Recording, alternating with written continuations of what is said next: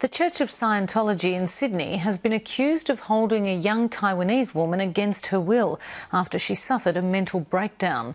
Alice Wu was hospitalised last March after a serious cut to her hand caused by punching a window at Scientology's Sydney headquarters. Alice Wu's family claims she hurt herself trying to escape. She eventually returned to Taiwan. The Church of Scientology denies allegations that she was held captive or forced to do anything against her will. The case is said to highlight Scientology's controversial beliefs around psychiatry. Steve Cannane has this exclusive report for Lateline.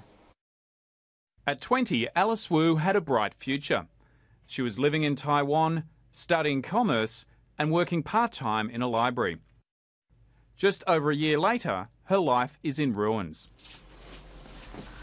Mentally ill and unable to work or study, she shuffles down the street like a woman 4 times her age. Her family blames the Church of Scientology in Australia. A 20-year-old girl's life has been destroyed. It is an evil cult, just nothing but an evil cult.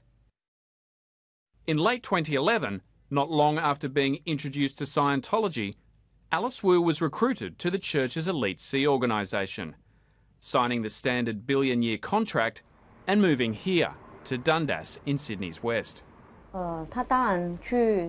She was only told that she will do a course, helping her to reach a higher level in Scientology. So the Scientologists in Taiwan took Alice to get a deferral in her studies and flew her to Australia immediately. Taiwan has become a key recruiting ground for the Church of Scientology in Sydney. According to former insiders, so many Australian Scientologists have left in recent years that at least half of the staff here now are Taiwanese. These pictures, shot from a park next to the church's headquarters, give a rare snapshot of what life is like here. In the morning, recruits are drilled in a military-like fashion, marching and saluting before heading off for a long day's work. Alice's family and friends say she's soon tired of life here and asked to leave. They put her into a place called the isolation room. She was still offered food, but was locked in a room. It is an isolation room in the Sea organisation.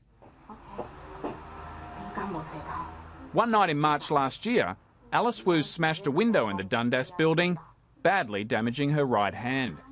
Her family say she was trying to escape. An ambulance was called and Alice was taken to hospital. She was diagnosed with a mental illness.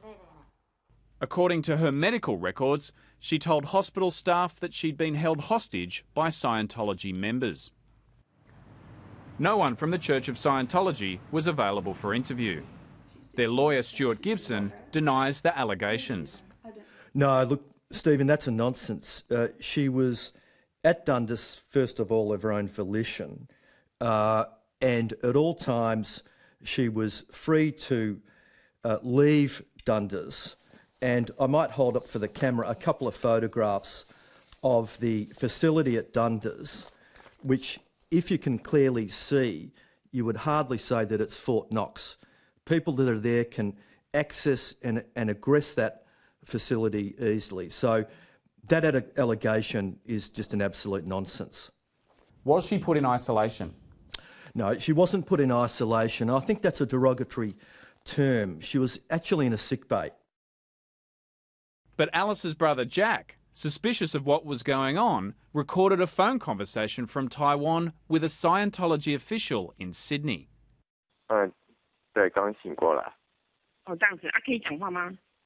Lateline has been told that is the voice of Mai Su Lee, a former president of the Church of Scientology in Taiwan. In the conversation, Ms. Lee admits Alice Wu was placed in isolation. I was with her in the isolation room after she became unstable. Mai Su Lee was unavailable for interview. Well, I don't know. You'd have to take that up with her. The fact is she was in a sick bay. There is no isolation, and there's never been isolation. And to use that term is a derogatory term, and it was nothing of the case. Is If isolation is a derogatory term, why is it that L. Ron Hubbard said you need to put people in isolation when they have a psychotic break? No, that's not true. I've got the statement. It is true. And he says anyone who has a psychotic break needs to be placed in isolation. No, we categorically deny that. Here's Scientology's official policy on what they call the introspection rundown, a procedure to deal with mental breakdowns written by their founder, L. Ron Hubbard. Under the heading Isolation, it says, with someone in a psychotic break, it is necessary to isolate the person for him to destimulate and to protect him and others from possible damage. While in isolation, the person receives the introspection rundown, done flawlessly on a short session basis, gradiently winning and gaining confidence. Between sessions, the muzzled rule is in force. No one speaks to the person or in his hearing. Hubbard described this policy as a technical breakthrough which possibly ranks with the major discoveries of the 20th century. This policy was followed with tragic consequences in 1995. Lisa McPherson, a young Scientologist in Florida, had a mental breakdown. Instead of seeking psychiatric treatment, the Church of Scientology put her in isolation in a hotel room. She died 17 days later. The Church of Scientology is opposed to psychiatry, labelling it an industry of death. In the past 4 decades, nearly twice as many Americans have died in government psychiatric hospitals than in all U.S. wars since 1776. The day before Lateline was due to interview Scientology's lawyer, this story took another turn. The ABC's managing director, Mark Scott, received an email from Alice Wu where she denies she was held against her will, or was treated badly, or hurt herself trying to escape. The email says, I do not give ABC, your reporter or any other media for that matter permission to publicise or use my unfortunate circumstances to your advantage or to vilify an organisation I freely support. The statement is witnessed by Yu Lung Chen, a notary from this office in Taiwan. It's dated February 14, 3 days after Lateline put forward the allegations to the Church of Scientology. Alice's father and cousin later went to the office where she signed the statement. Ms. Chen said some people took Alice in to sign the document. The notary involved, Yu Lung Chen, was unavailable for comment. Teresa Wu says the 2 people who brought Alice here were from the Church of Scientology. Alice Wu's father is outraged.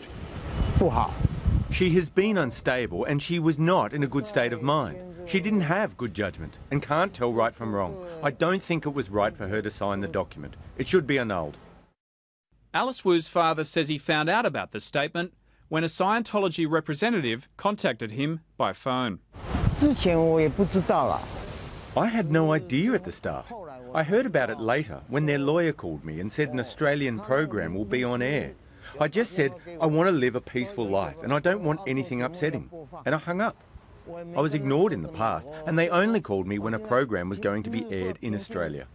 Given Alice has been mentally frail, how do we know that the Church hasn't lent on her to make this statement? Well, we don't know one way or the other, Stephen. I mean, I'm only going on my instructions. You may put that, but on my instructions, that's just not the case. In an email to Lateline, Scientology spokesperson Cy Broadhurst said, Ms. Wu has never been coerced or forced into anything by anyone from the Church. Steve Cannane, Lateline. And a spokesperson from the Australian Federal Police has told Lateline they have investigated Alice Wu's case but found there was insufficient evidence to support any charges in relation to people trafficking or breaches of the Migration Act.